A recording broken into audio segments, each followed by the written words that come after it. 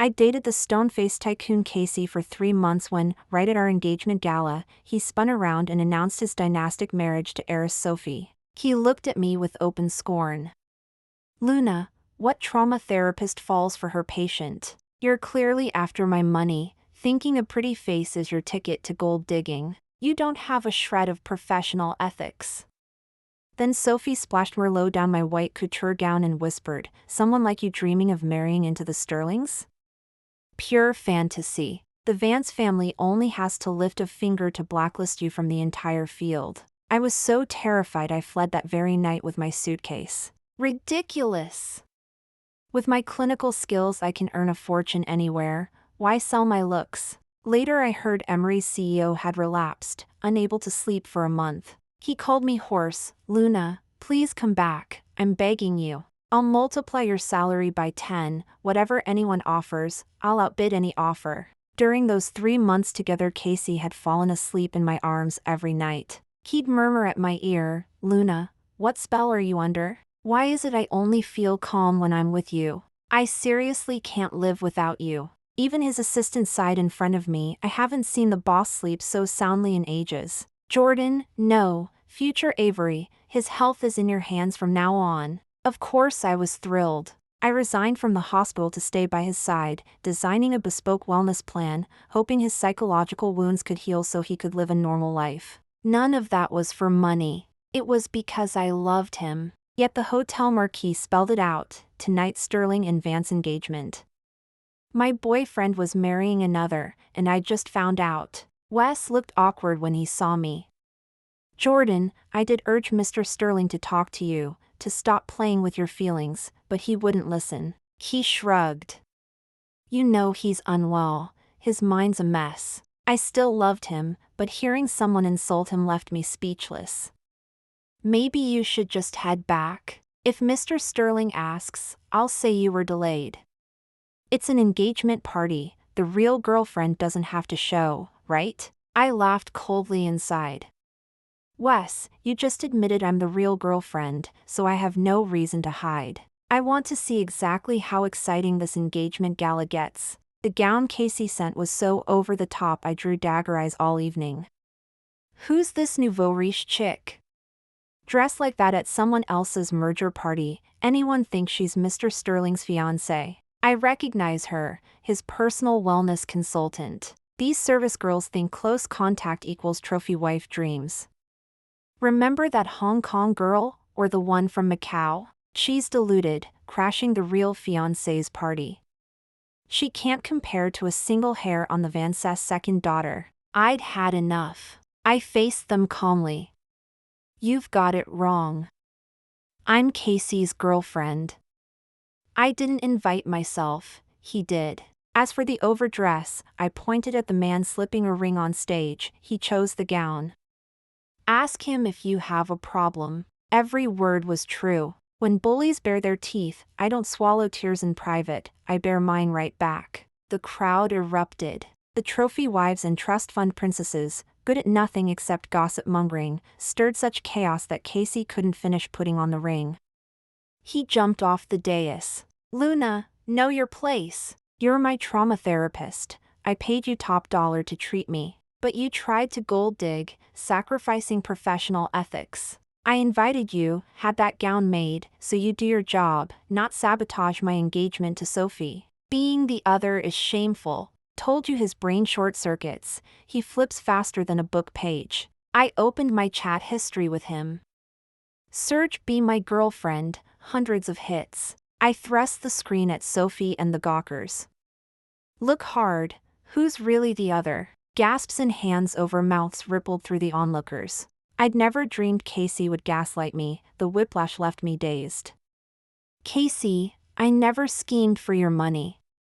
You were the one clutching my hand, begging me to stay. You said a day without me left you panicked, that we'd be together forever. 3 nights ago you knelt and vowed to marry me. You asked me to say yes first, promised the gala and ring would follow, yet here you are, engaged to someone else." Even in this crowd of blue bloods, Casey's speed dial hypocrisy was historic. Sophie, who'd hung back, now swept forward, glass in hand, aiming to slap me. I blocked her. Merlot gushed down my white couture, blooming angry red.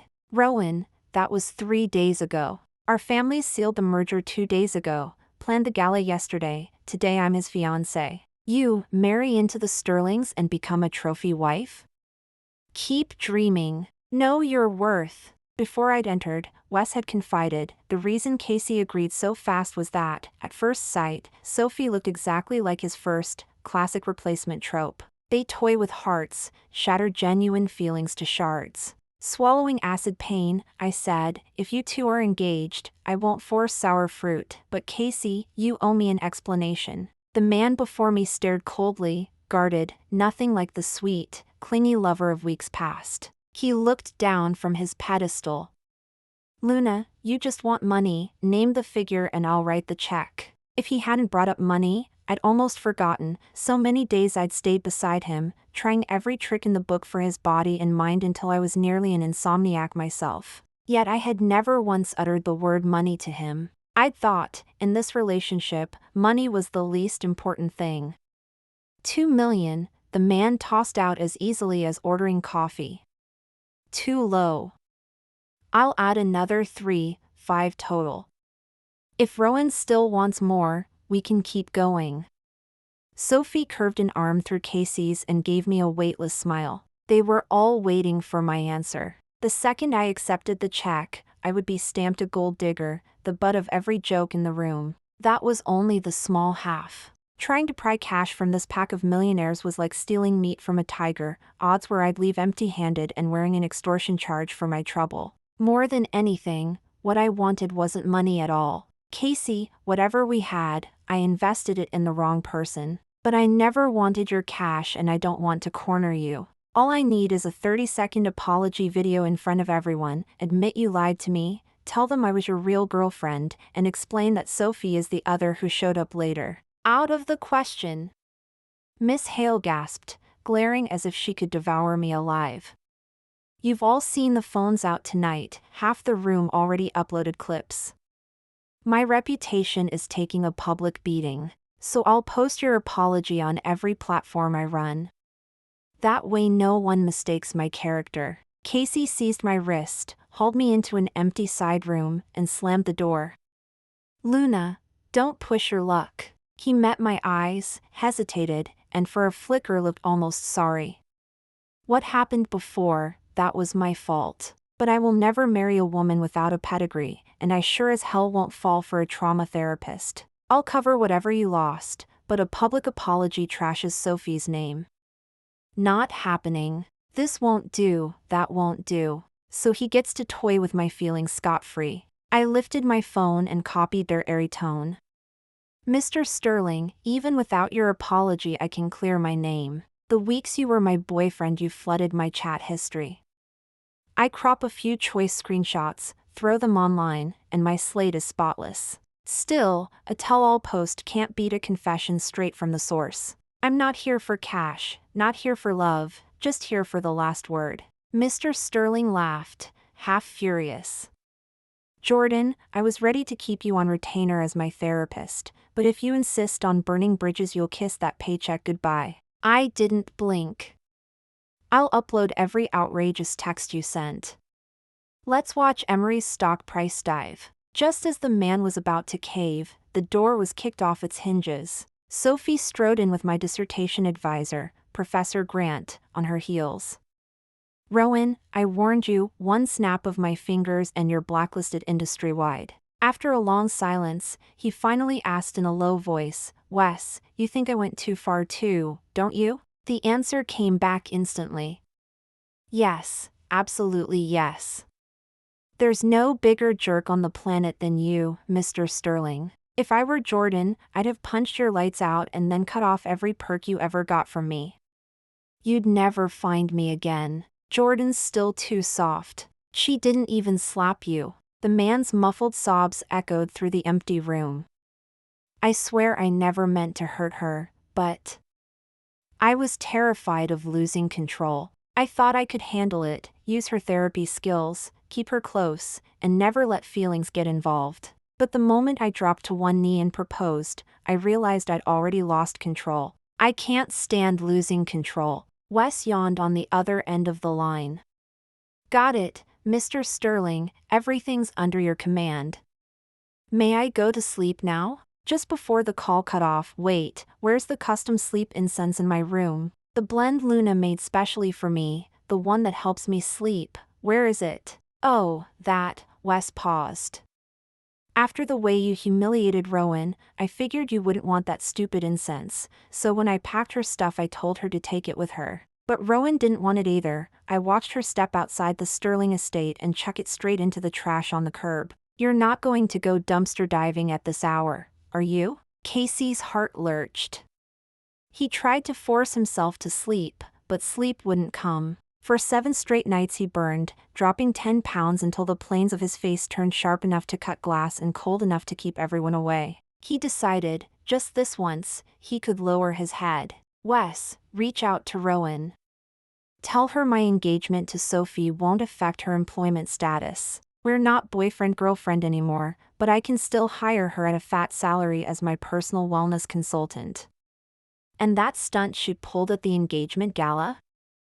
I'll let it slide. Wes, boss, are you sleep-deprived or just sleepwalking? Rowan blacklisted all of us ages ago. Ethan's and my heardhe project was lockdown style. 1-month deadline. It sailed.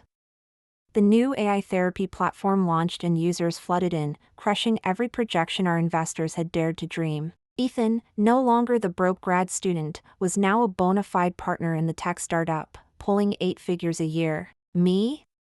My clinical skills had already fattened my bank account over the past 2 years. Money was the last thing I worried about. So back then I chased love instead, turning Ethan's promising project down again and again for the sake of a sick, possessive Mr. Sterling. Good thing I woke up, thanks to Casey for not marrying me. May he and Sophie rot together in diamond-studded handcuffs. But the second Ethan and I stepped off the elevator into the Grand's lobby, we ran straight into Casey entertaining clients over coffee. The moment he saw me, his cup slipped, splashing across the marble. His bespoke suit soaked, stained, a swarm of staff buzzing to help. He didn't hear a single one. He strode over and seized my wrist. Luna, you've been holed up in this hotel with this man all week? The lobby brimmed with guests, their stares identical to the ones I'd faced when I crashed his engagement gala, pure, gleeful humiliation. I wrenched free. Ethan moved between us instantly. Mr. Sterling, who I see, where I go, and what I do are none of your business. Kindly butt out. Butt out? Casey laughed coldly. Do you know how worried I've been about you? Worried? About me? I was afraid you'd end up jobless, penniless, starving on the street. That really wasn't necessary. See? My fears were spot on. Except for me offering you a fat paycheck, who'd ever hire you? He glanced at the ID badge hanging from Ethan's neck. So this is the penniless Ethan the whole industry blacklisted. 2 rejects huddling for warmth? I tugged Ethan's sleeve and headed for the International Psychology Summit being held in the hotel's conference wing. Casey wouldn't quit. Luna, I'll give you one more chance. Come back, do your job, stop fantasizing about a relationship with me. Rage flared. I stopped, took a slow breath, and stared him down. Mr. Sterling, don't you think you're pathetic? I advanced step by step. Why can't you admit how you feel? Are you scared? He couldn't meet my eyes, fingers trembling. No, impossible. I've never loved you. Luna, you were always just a tool, but I'm willing to pay for that tool. Hopeless, he still believes money fixes everything, yet all his billions can't buy mastery over his own heart. Then why, every single night this past month, have you parked outside my house? Why do you stare at my photo until tears drip on your screen? You miss me that much and still won't confess? Mr. Sterling's armor cracked. He shot back. How do you know? You blacklisted Wes and me, no one could reach you. The heardhe lockdown cut me off from the world, but I'd left my dog at home.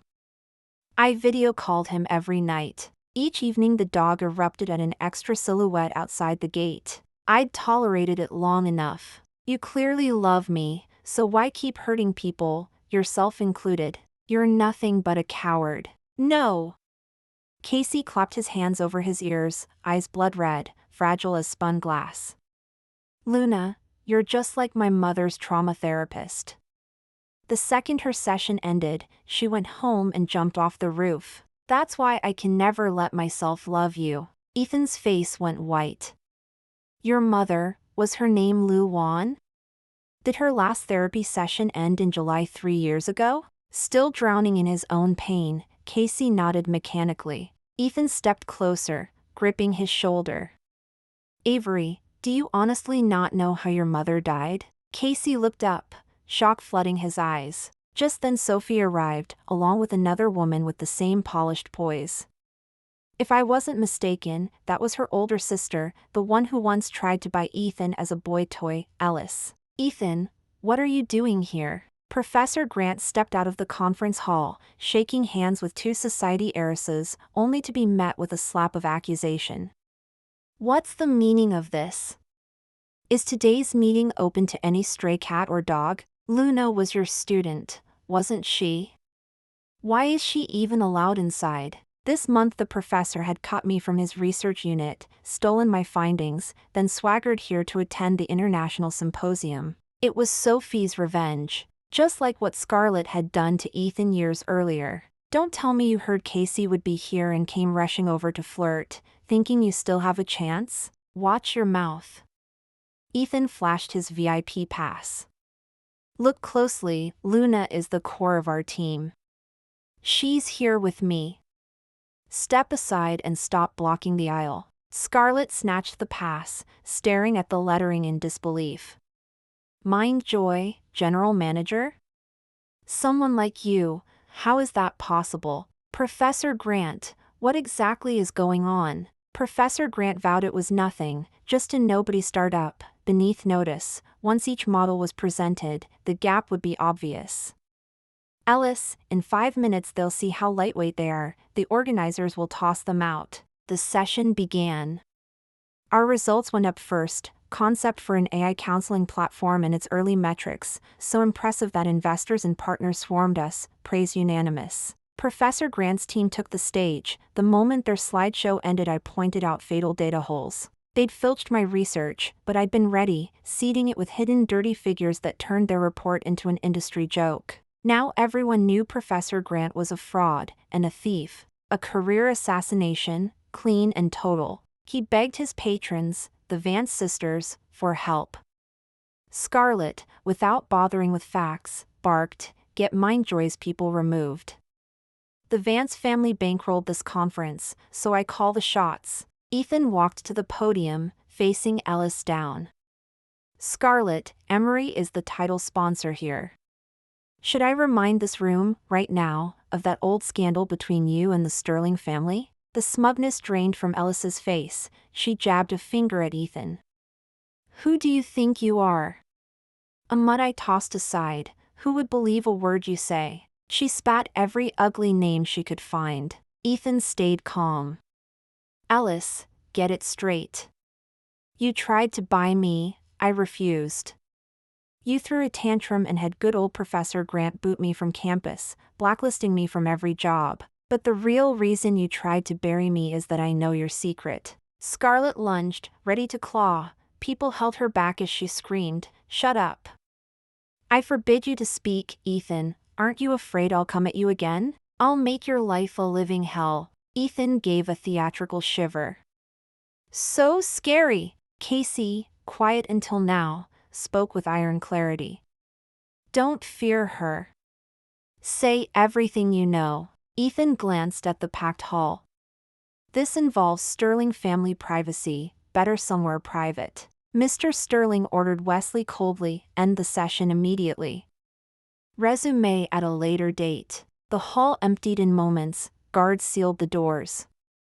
Now talk. No matter how Scarlett thrashed, Wesley kept her in place so she had to listen.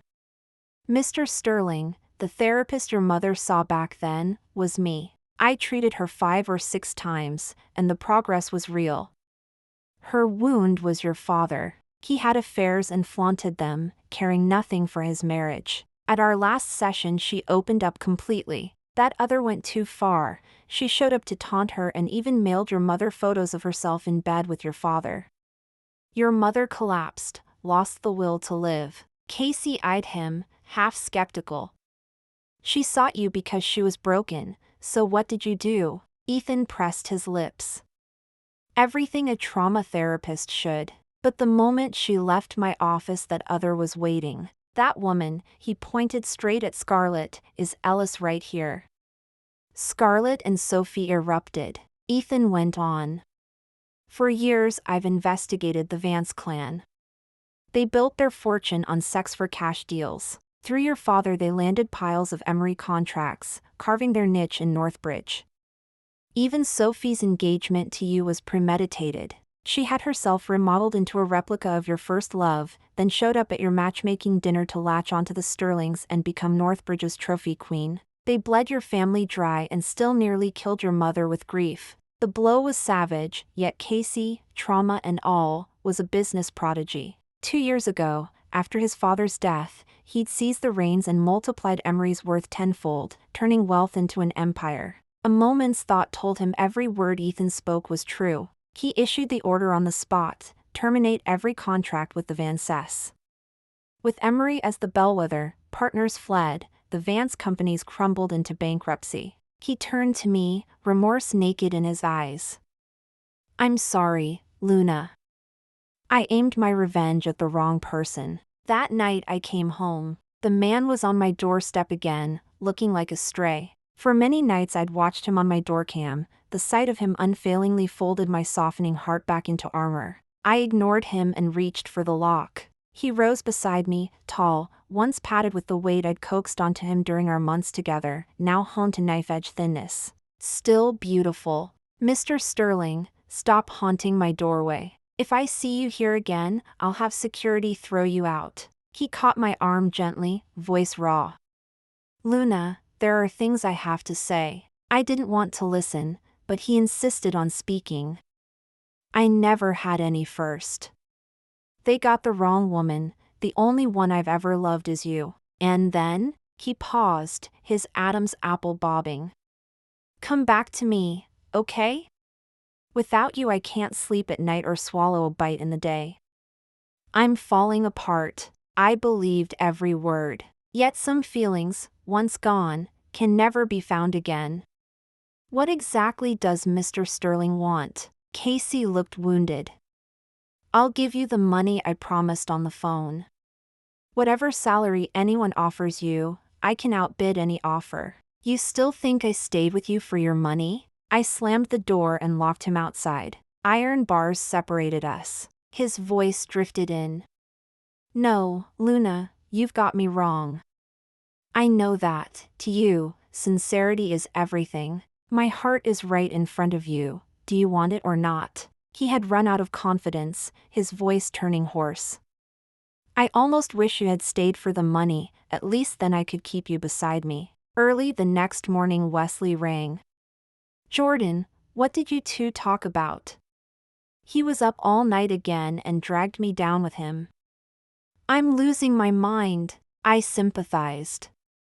Not content with tormenting me through the night, he texted at 5 a.m. demanding a press conference at 9, ordering me to summon every reporter in Northbridge. From experience, this has everything to do with you. This lunatic only goes berserk when you're involved. I rushed to the site and nearly collided with Ethan. We barked in unison, "Why are you here?" Ethan had been invited by Casey. Me?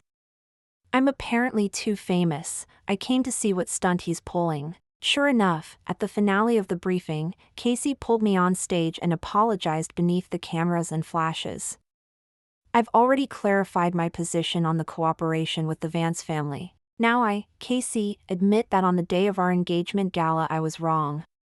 I had a real girlfriend yet chose to engage another woman, letting her take the blame. I offer my deepest apology.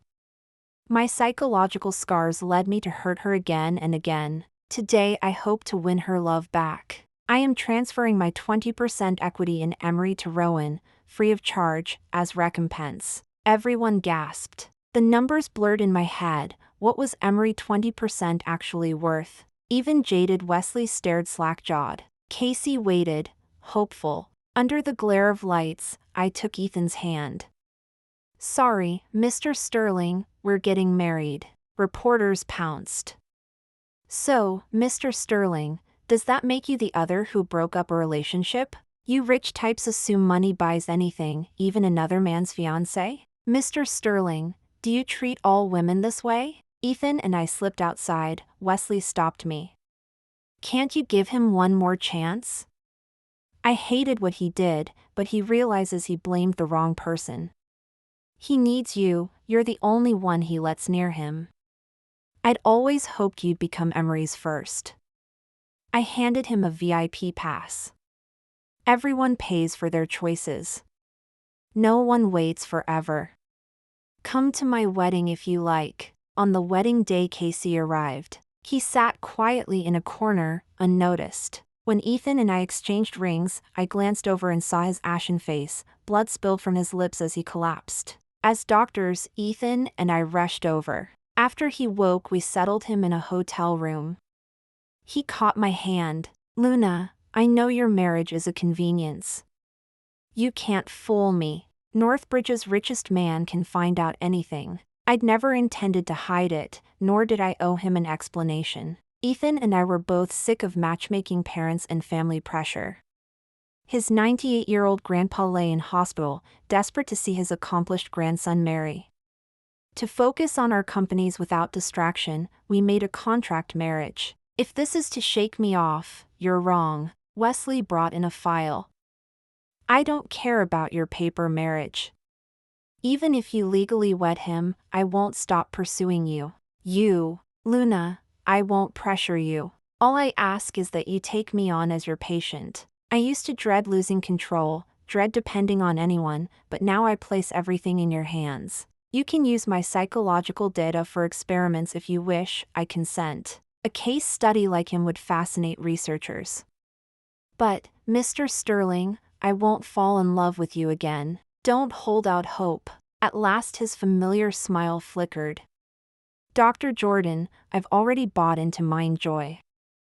I'm a major shareholder. Your research breakthroughs will profit me too. I signed his cooperation agreement, adding a clause at the bottom, collaboration only, no emotions involved. Thanks for listening. On a scale of 1 to 10, how would you rate this story? If you liked it, like and share with friends. We'd love to read your comments, so don't forget to subscribe for more stories. See you next time.